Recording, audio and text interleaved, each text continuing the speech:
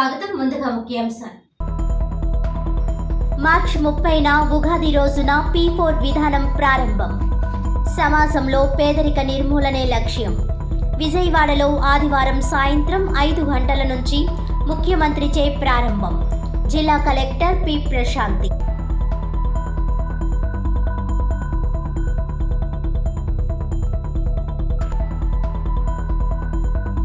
కూటమి ప్రభుత్వంతోనే మహిళల ఆర్థిక అభివృద్ధి. ఎమ్మెల్యే ఆదిరెడ్డి శ్రీనివాస్. 25 మంది మహిళలకు ఎలక్ట్రికల్ బైక్లు పంపిణీ.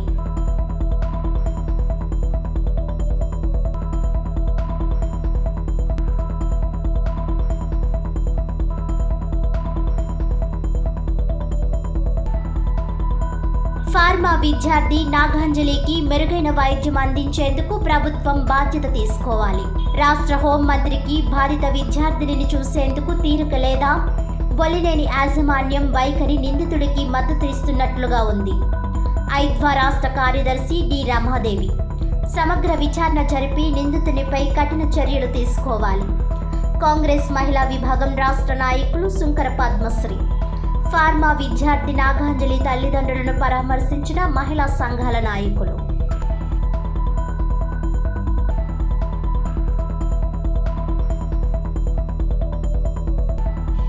విద్యుత్ భారాలపై రాజమండ్రి ఎస్సీ కార్యాలయం ఎదుట సిపిఎం ధర్నా.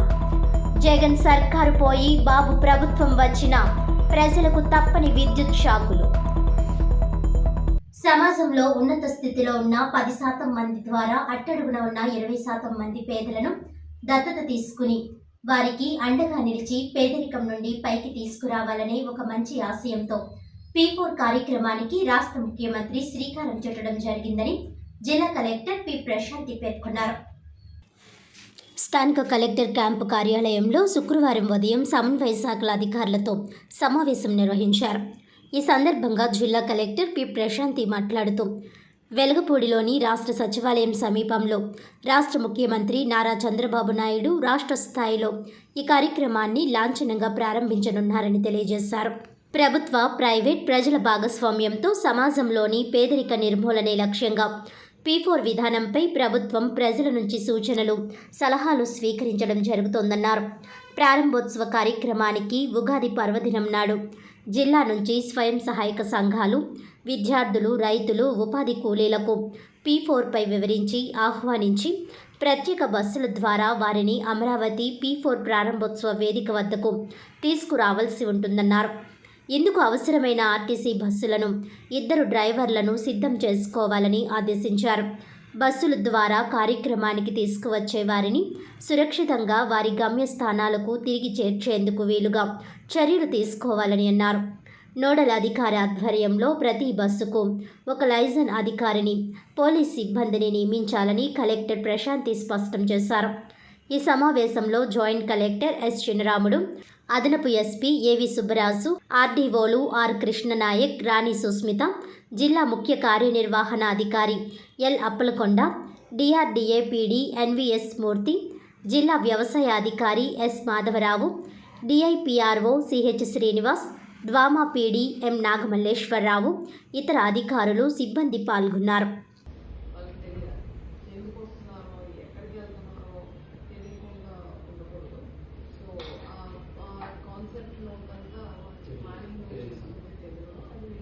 మహిళల ఆర్థిక అభివృద్ధి కూటమి ప్రభుత్వంతోనే సాధ్యమని ఎమ్మెల్యే ఆదిరెడ్డి శ్రీనివాస్ అన్నారు.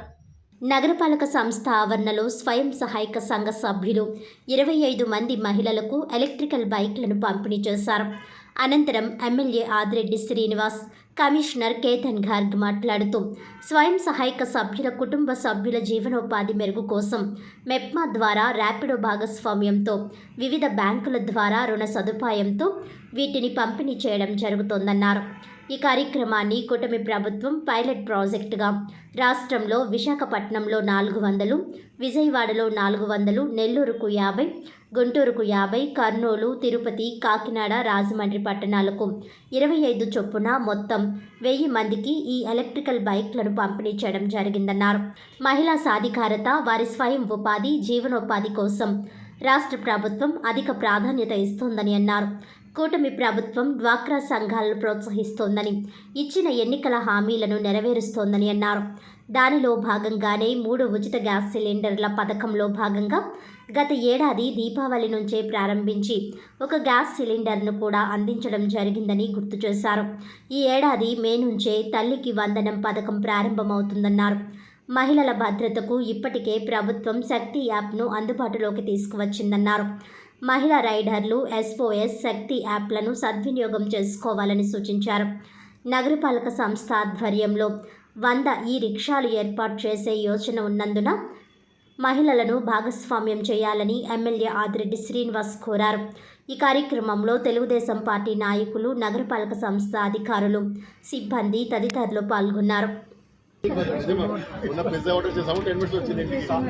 చాలా సింప్లిఫైడ్ సార్. టైమింగ్స్ ఏమి ఉండవు కదా, ఫ్లెక్సిబుల్ టైం. యాక్చువల్గా వీళ్ళకి స్విగ్గీ జొమాటోలు వచ్చేసరికి టైం స్లాట్స్ ఉంటాయి సార్. మన దగ్గర టైం స్లాట్స్ ఏమి ఉంటాయి. సో మన దగ్గర ఓపెన్లీ చెప్పాలంటే దీనికి GPRS ఉందా? మొబైల్ ఉంటుంది సార్. అమ్మా, దీనికి కూడా ఉందా? GPS ట్రాకింగ్ మీ దగ్గర ఉండాలి. యాక్చువల్గా మా యాప్లో ఈవెన్ నార్మల్ వెహికల్ కూడా GPS యాప్ ఉంటుందండి. ఎందుకంటే మా అమ్మాయికి అక్కడ బుక్ చేస్తాను సార్ 9:30కి ట్యూషన్ ఇంటికి రావడానికి. నాకు GPS ట్రాక్ అవుతానే ఉంటుంది. ఇది GPS ట్రాకింగ్ ఉండాలి మీ దగ్గర. అందరి దగ్గర శక్తి యాప్ కూడా ఉండాలి. ఇక్కడ అన్ని రోజులు ఒకలా ఉండవు కదా, సేఫ్టీ చూసుకోవాలి. చూపించమ్మా.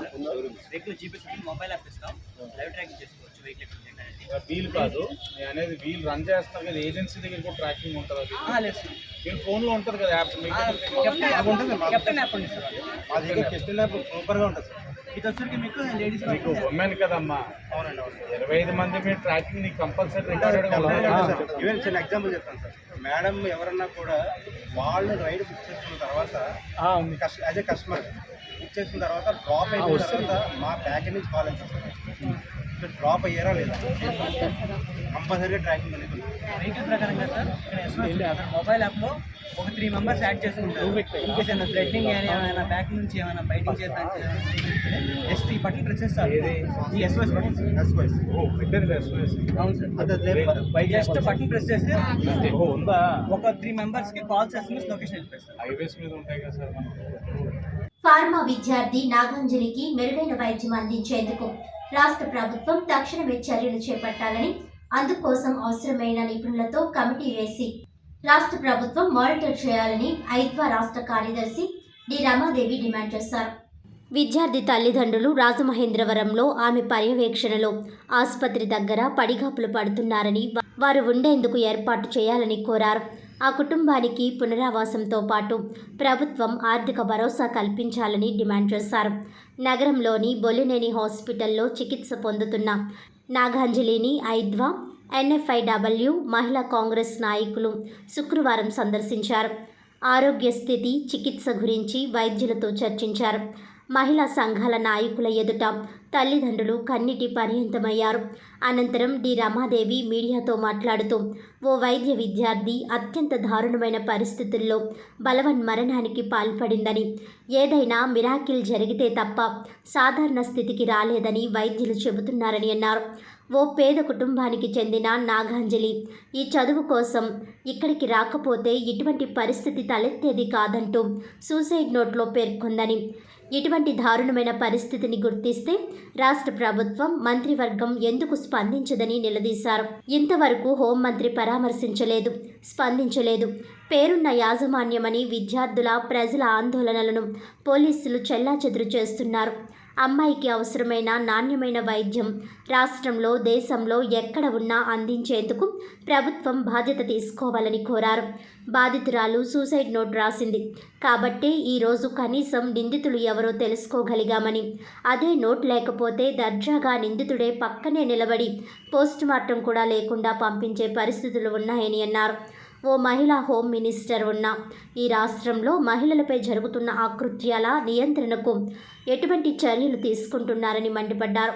అనకాపల్లి నుంచి వచ్చేందుకు తీరిక లేదా అంటూ హోమ్ మినిస్టర్ వంగలపూడి అనితను ప్రశ్నించారు. ఇప్పటికీ మొత్తం సాక్ష్యాధారాలను తారుమారు చేశారని వివరించారు. బాధితురాలి ఫోన్ డేటాను, ఆమె నివసించిన ఫ్లాట్లోని సీసీ కెమెరా ఫుటేజీలను పూర్తిగా తొలగించినట్లు తెలుస్తోందని తల్లిదండ్రులు ఆందోళన చెందుతున్నారని అన్నారు. నిందితుడు బ్లాక్మెయిల్ చేసి లోబర్చుకున్నట్లు స్పష్టమవుతుందని అన్నారు.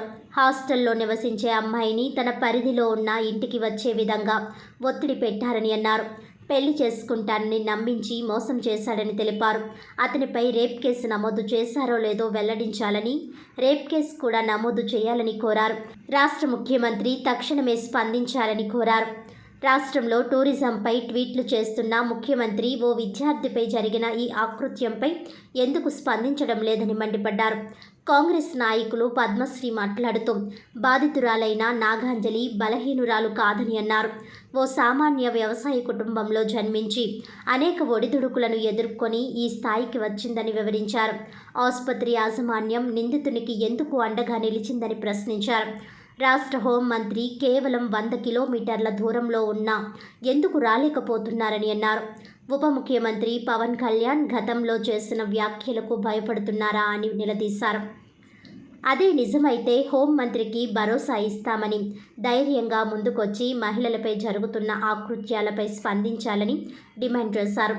అంజలితో పాటు ఉన్న అమ్మాయిలు ఏమయ్యారో మేనేజ్మెంట్ చెప్పలేకపోయారు. ఆసుపత్రి జనరల్ మేనేజర్ రామరాజ్ గారిని అవసరమైన మెరుగైన వైద్య సదుపాయాలు అందించాలని, అందుకు నిపుణులను పిలిపించాలని కోరారు. ఈ కేసు విచారణ చేస్తున్న డీఎస్పీ గారిని కూడా సంప్రదించారు. నిందితుడికి బెయిల్ రాకుండా చూడాలని, త్వరితగతిన విచారణ పూర్తి చేసి శిక్షించాలని కోరారు. సూసైడ్ నోట్ను ప్రాథమికమైన కీలకమైన సాక్ష్యంగా శిక్షించాలని డిమాండ్ చేశారు. ఈ కార్యక్రమంలో NIFW ఏలూరు జిల్లా కార్యదర్శి యామిని, ఐద్వా జిల్లా కార్యదర్శి పి తులసి, అధ్యక్షులు జరీనా, జిల్లా ఉపాధ్యక్షులు కాశీ అన్నపూర్ణ తదితరులు పాల్గొన్నారు.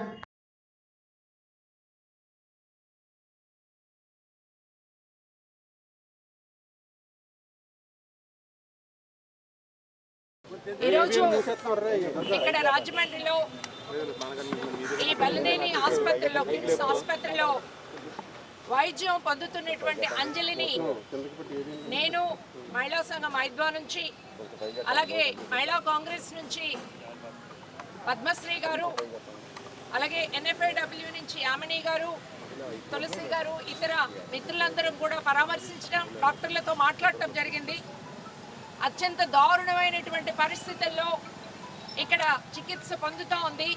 ఆ అమ్మాయి బయట పడగలదా, మనతో పాటు నడవగలదా అనేటటువంటిది ఒక మెరకిల్ జరిగితేనే మనం ఆ విధంగా చూడగలమని చెప్పేసి డాక్టర్స్ చెప్తా ఉన్నారు.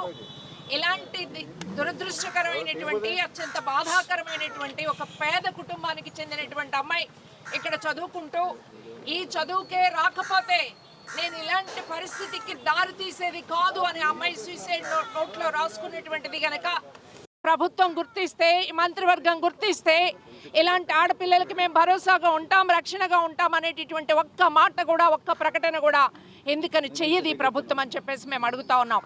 హోమ్ మినిస్టర్ గారు పక్కనే ఉన్నారు. ఆమెకి అనకాపల్లి నుంచి ఇక్కడికి రావడానికి ఇంతవరకు ఎందుకు తీరిక దొరకలేదు అని మేము అడుగుతా ఉన్నాం. అంతేకాదు ఈరోజు ఉన్నటువంటి వైద్యం మన రాష్ట్రంలో, మన దేశంలో, ప్రపంచంలో ఎక్కడున్నా సరే ఆ అమ్మాయికి అవసరమైనటువంటి వైద్యం అందించడానికి యాజమాన్యం, డాక్టర్ల బృందం, పోలీసులు, రాష్ట్ర ప్రభుత్వం ఏమి చర్యలు తీసుకుంటుందో చెప్పాల్సిన బాధ్యత వాళ్ళకుంది అని చెప్పేసి మేము అడుగుతా ఉన్నాం. ఆ అమ్మాయి చాలా స్పష్టంగా ఒక సూసైడ్ నోట్ రాసింది కాబట్టే ఈరోజు కనీసం నిందితులు ఎవరు అని చెప్పేసి మనం తెలుసుకోగలుగుతున్నాం.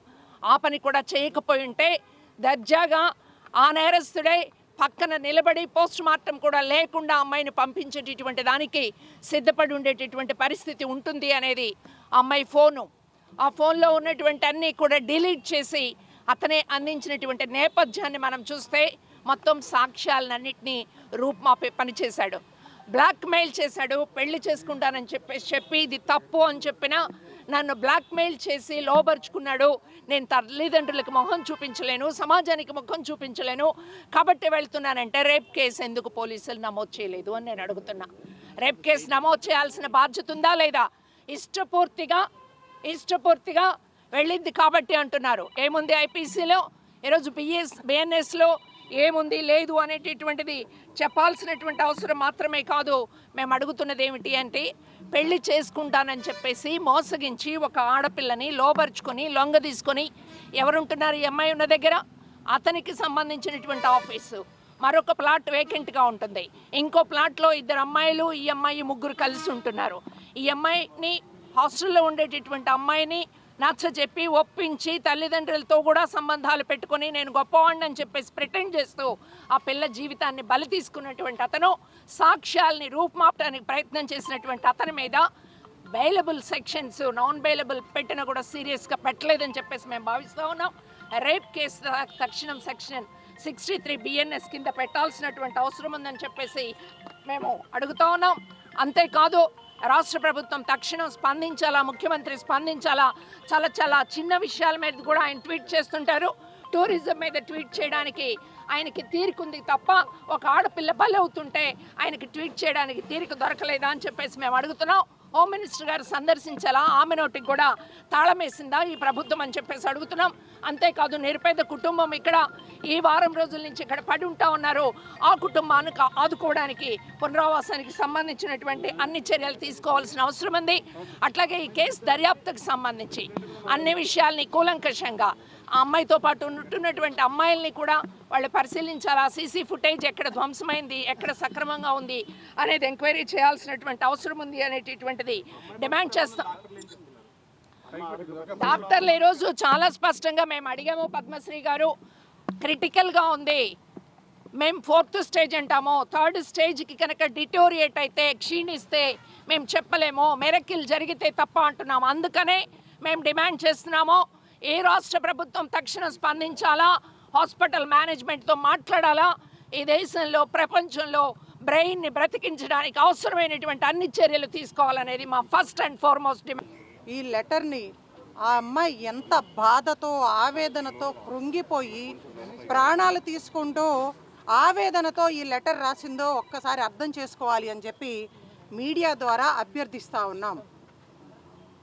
23వ తారీఖున ఇంత గొప్పగా చదువుకుని ఉన్నటువంటి ఒక ఆడపిల్ల మన ఆంధ్రప్రదేశ్లో ఆత్మహత్య చేసుకుంది అని చెప్పి మీరు చెప్తా ఉన్నారు. కానీ అది ఆత్మహత్య కాదు, అది హత్యే. ఆమె అంత బలహీనురాలు కాదు. పేద కుటుంబంలో పుట్టినా కూడా ఎంతో ధైర్యంతో అన్ని ఒడిదుడుకుల్ని అధిగమించి ఈ రోజున ఈ స్థాయి వరకు వచ్చినటువంటి ఆడబిడ్డ అటువంటి చర్యకు పాల్పడదు అని చెప్పి మేము చాలా ధైర్యంగా మహిళలుగా మేము చెప్పదలుచుకున్నాం. కానీ ఈ రోజున హాస్పిటల్ యాజమాన్యం కానీ మరి ఆ నిందితుడికి అండగా ఉంటూ ఇక్కడ ఉన్నటువంటి రాష్ట్ర ప్రభుత్వానికి చెందినటువంటి పెద్దలు కొమ్ము కాస్తా ఉన్నారని చాలా స్పష్టంగా అర్థమవుతా ఉంది. నిరుపేద కుటుంబం అయ్యా, ఇదిగో చూడండి, తండ్రిని కూలీనాలి చేసుకుంటాడంట. ఇక్కడ వారం రోజులుగా ఇక్కడ హాస్పిటల్ బయట పడిగాపులు పడుతూ ఏం చేయాలో అర్థం కాక నా బిడ్డని బ్రతికించండి అని చెప్పి ఆ అమ్మాయికి చెందినటువంటి మేనత్తలు కానీ కుటుంబ సభ్యులందరూ కూడా హృదయ విరాధకంగా ఏడుస్తున్నా కూడా ఇప్పటివరకు మీకు తీరికలేదా? ఏం ముఖ్యమంత్రి గారు, ఎందుకు 100 కిలోమీటర్ల దూరంలో పాయకరావుపేట నియోజకవర్గం మన రాష్ట్ర హోంమంత్రి. దౌర్భాగ్యం ఏంటంటే విజయవాడ నుంచి మేము ఇక్కడికి రాగలిగాం. 23వ తారీఖున ఆడబిడ్డ ఈ ప్రాణాలు తీసుకునే పరిస్థితికి వస్తే 24వ తారీఖున చాలా బ్రహ్మాండంగా పుట్టినరోజుల వేడుకలు జరుపుకుంది.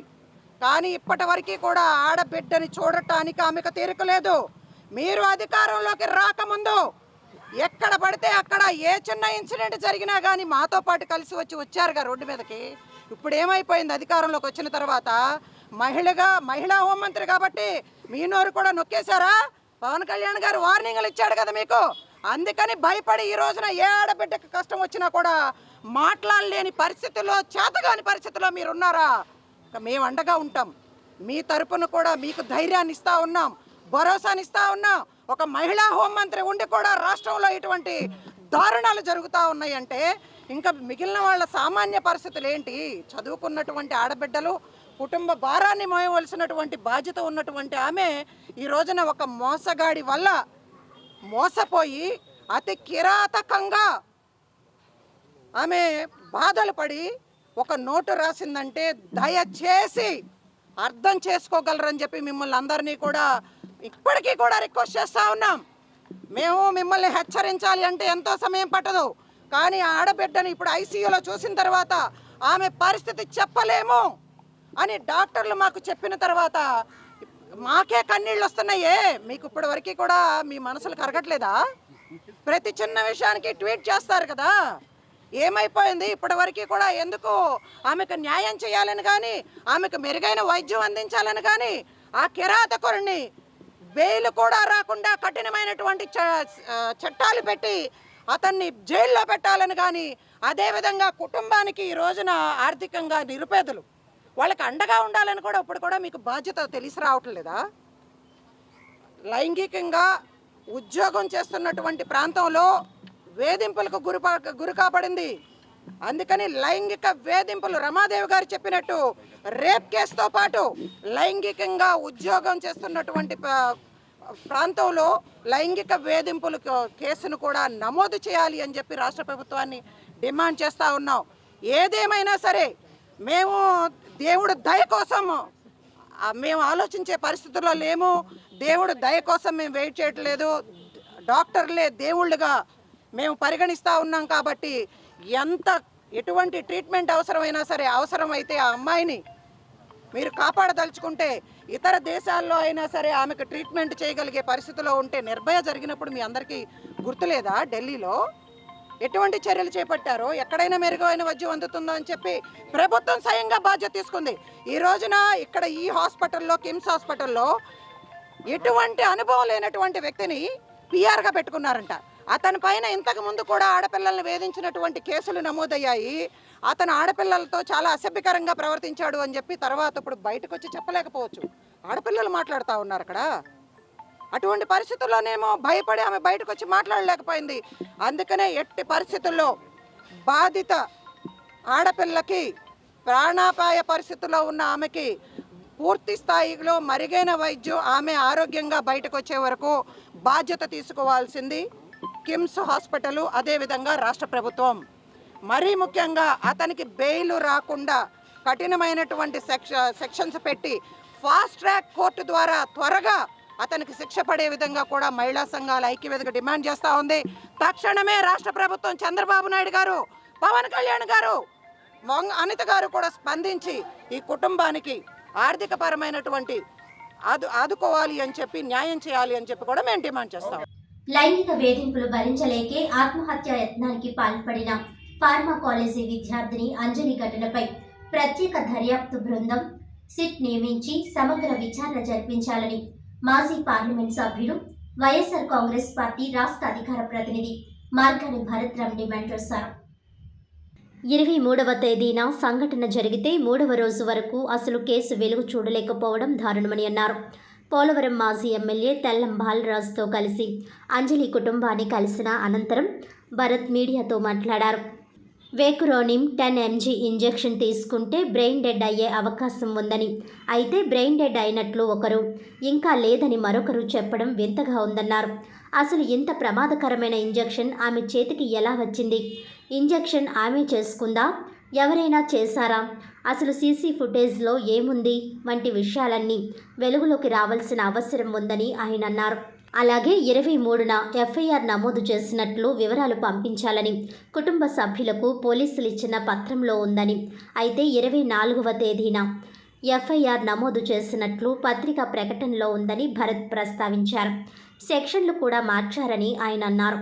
హాస్పిటల్ వాళ్ళు ఇచ్చే వివరణలో క్లారిటీ లేదని ఆయన అన్నారు. ఇవన్నీ చూస్తుంటే ఎవరినో కాపాడడానికి తాత్సారం చేస్తున్నట్లు కనిపిస్తోందని భరత్ అనుమానం వ్యక్తం చేశారు.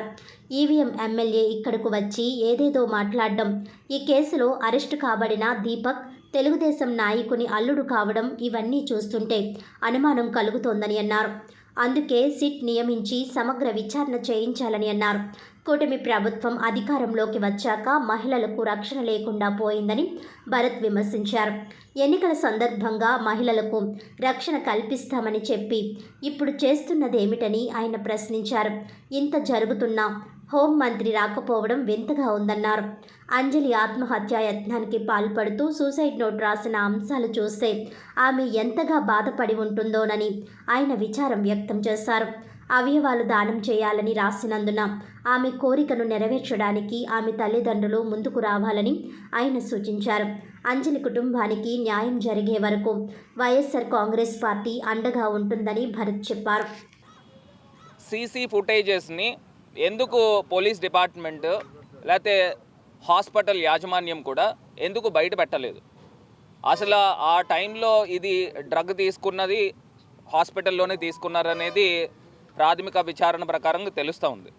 మరి ఆ డ్రగ్ తీసుకున్నప్పుడు పూర్తి స్థాయిగా ఆ సీసీ ఫుటేజ్ ఏదైతే ఉందో అది కుటుంబ సభ్యులకి, అదేవిధంగా అమ్మాయి చదువుతున్న కాలేజ్ వాళ్ళ యాజమాన్యానికి కానీ ఇవ్వాలి కదా.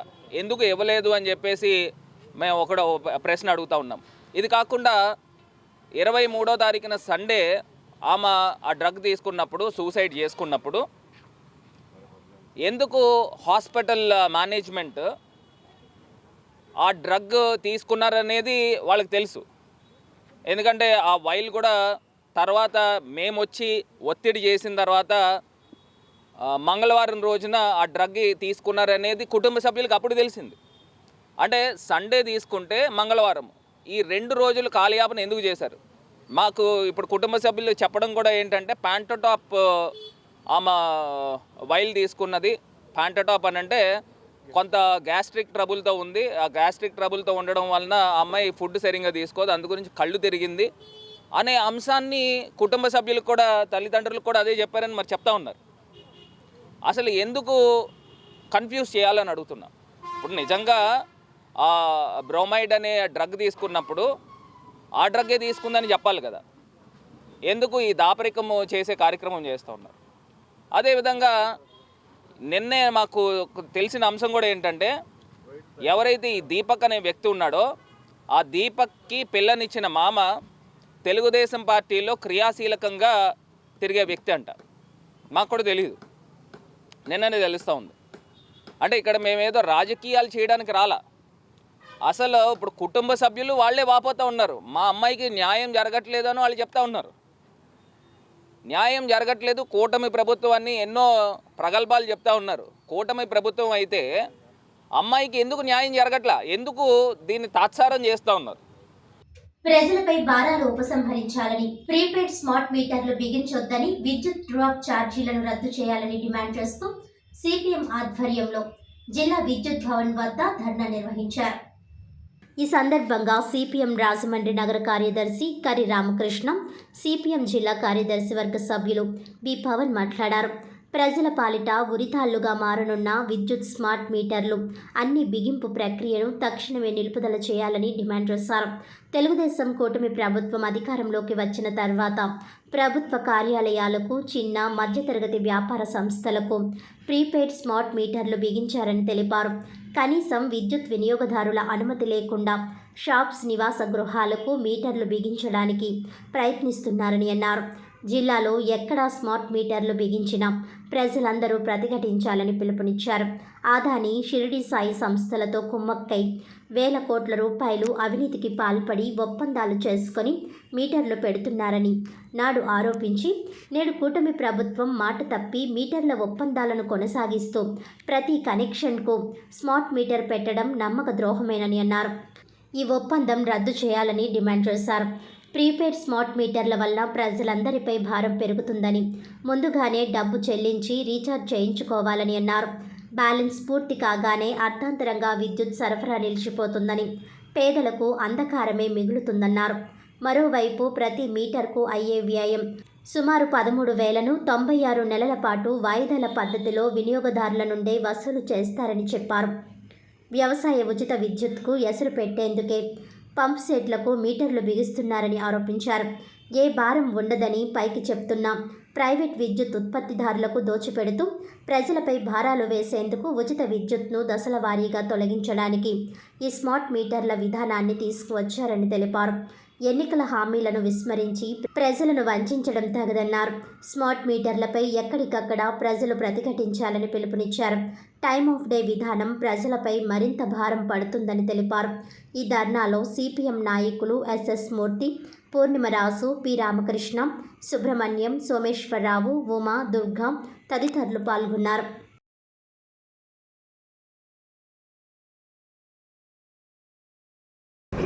ఏదైతే రాష్ట్ర ప్రభుత్వం మొన్న అసెంబ్లీ సమావేశాల్లో ముఖ్యమంత్రి గారు ప్రకటన చేశారో ఆ ప్రకటన వెనక్కి తీసుకోవాలని సిపిఎం పార్టీగా మనం డిమాండ్ చేస్తున్నాం. ఎందుకోసం అంటే ప్రపంచంలో పక్కనే ఉన్న శ్రీలంక కానీ ఇతర దేశాల్లో కానీ అదాని చేసుకున్న ఒప్పందాలు రద్దు చేస్తున్నాయి. ఎందుకోసం అంటే అమెరికాలో అతని మీద కేసులు నమోదయ్యి అవినీతికర ఒప్పందాలని చెప్పేసి ఓ పక్క వెలుగులోకి వస్తున్నా సరే మేము రద్దు చేసుకోము, దీన్ని ఎదరకు తీసుకెళ్లాలని ముఖ్యమంత్రి గారు చెప్పడం అనేది చాలా దుర్మార్గమైన విషయం. దీన్ని ఆ ఒప్పందాన్ని రద్దు చేసుకోవాలి, ఆ ప్రకటన విరమించుకోవాలని తెలియజేస్తాం. సిపిఎం పార్టీ ఆధ్వర్యంలో ఈరోజు తూర్పుగోదావరి జిల్లా కేంద్రంలో ఉన్నటువంటి రాజమహేంద్రంలో ఉన్న సూపరింటెండెంట్ కార్యాలయం విద్యుత్ భవన్ ఎదుట ప్రజలపైన మోపుతున్నటువంటి విద్యుత్ భారాలకు వ్యతిరేకంగా ఈరోజు నిరసన కార్యక్రమాన్ని నిర్వహించడం జరుగుతుంది.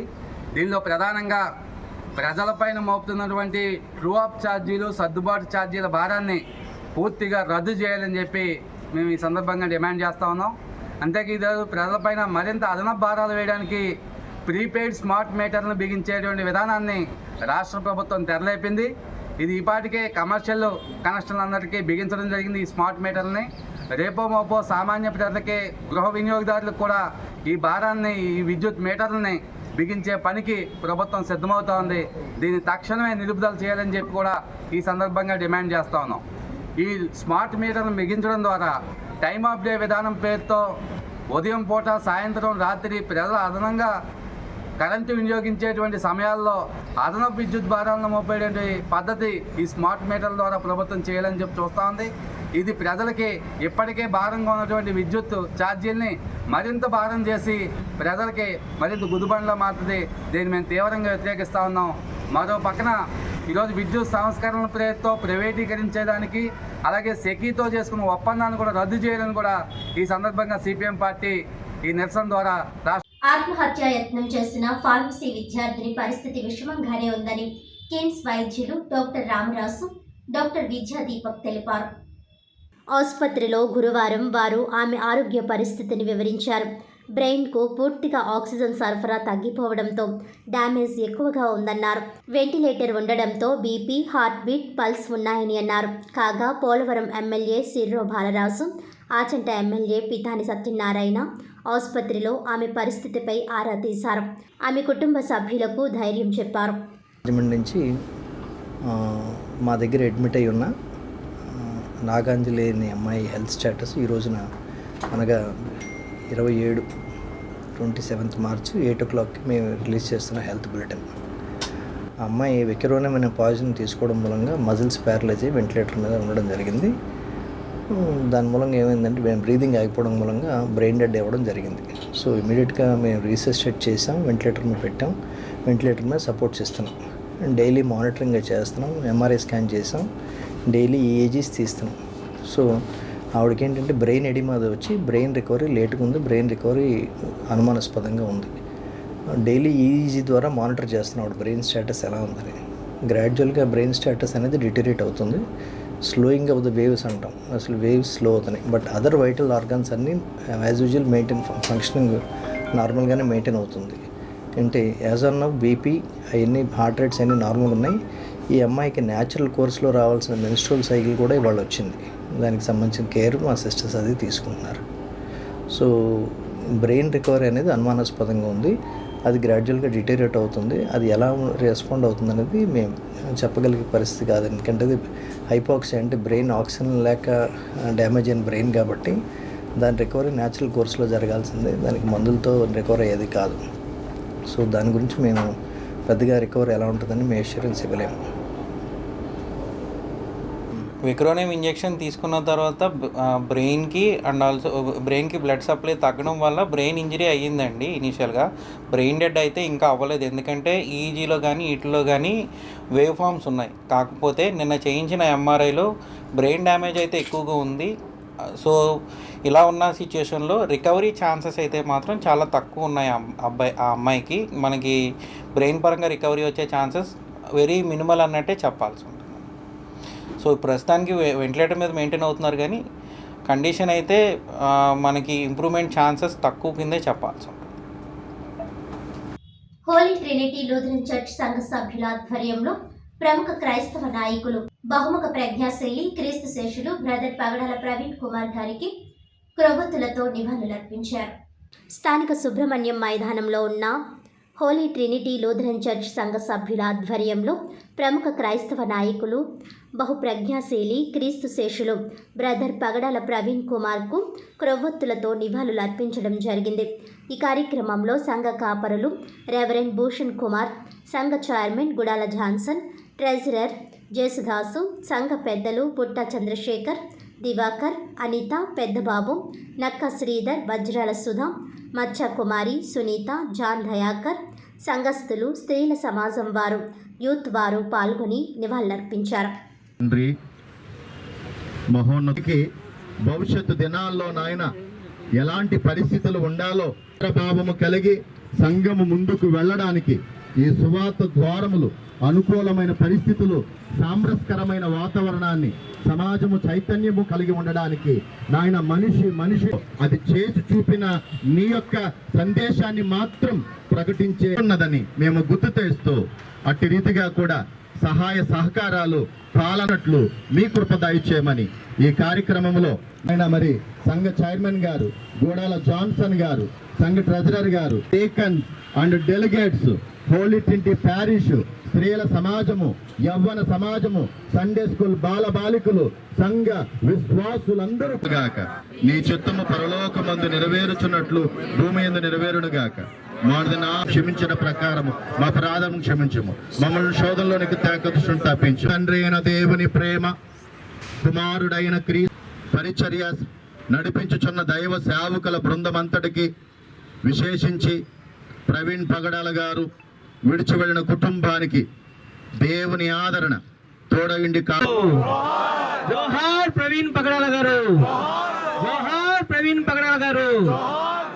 బోలో క్రీస్తు మహారాజ్ కి, బోలో క్రీస్తు మహారాజ్ కి. ప్రముఖ దైవజనులు ప్రవీణ్ పగడాల గారు అంతర్జాతీయ సువార్థికులు, ఎంతో జ్ఞానవంతమైనటువంటి, సమాజ సేవాపరంగాను సంఘ సేవాపరముగాను ఉన్నతమైన క్రైస్తవ గుణాలను కలిగినటువంటి నీ సేవకులు ప్రవీణ్ పగడాల గారు. వారి వాస్తవ్యము హైదరాబాదు పట్టణం అయినప్పటికీ సువార్త ప్రయాణములో రాజమహేంద్రవరం రావడం,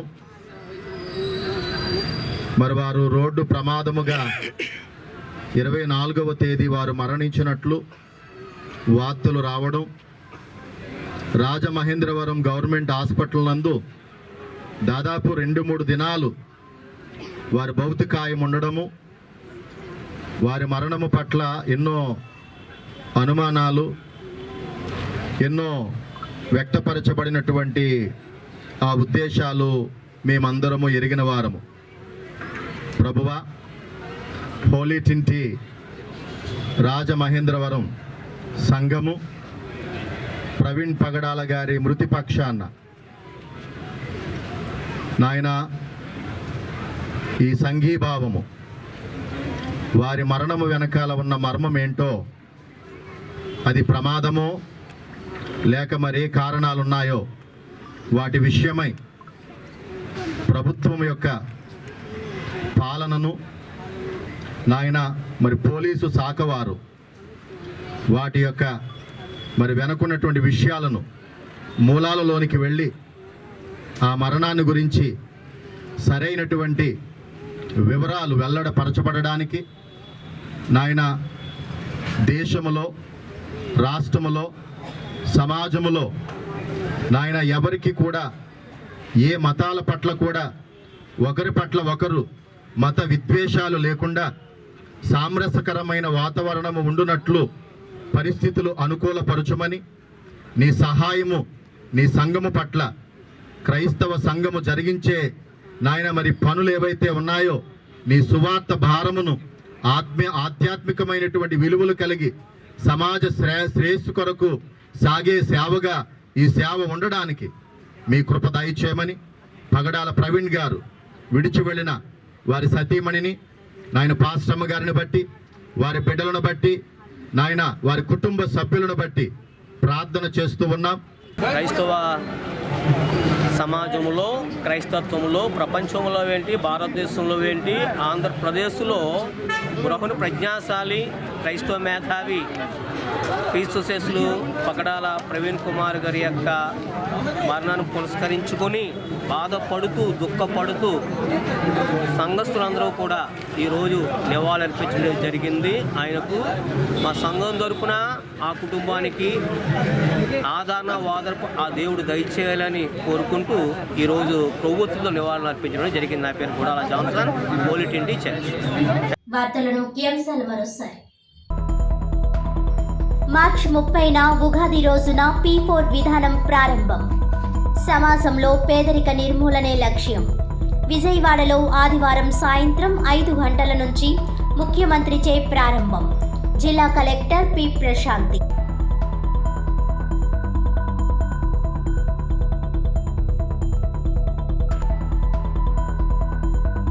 కూటమి ప్రభుత్వంతోనే మహిళల ఆర్థిక అభివృద్ధి. ఎమ్మెల్యే ఆదిరెడ్డి శ్రీనివాస్. 25 మంది మహిళలకు ఎలక్ట్రికల్ బైక్లు పంపిణీ.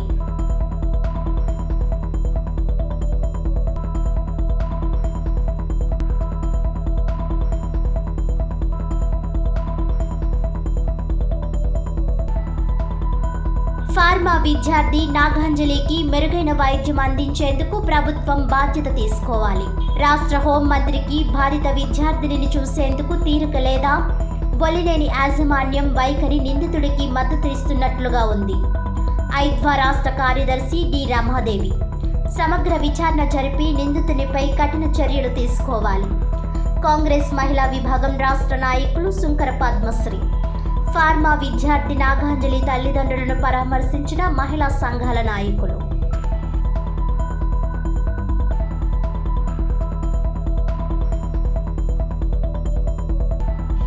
విద్యుత్ భారాలపై రాజమండ్రి ఎస్సీ కార్యాలయం ఎదుట సిపిఎం ధర్నా. జగన్ సర్కారు పోయి బాబు ప్రభుత్వం వచ్చినా ప్రజలకు తప్పని విద్యుత్ షాకులు. ఈనాటి వార్తలు ఇంతటితో సమాప్తం. తిరిగి వచ్చే బులెటిన్లో మళ్ళీ కలుద్దాం. అంతవరకు సెలవు. నమస్కారం.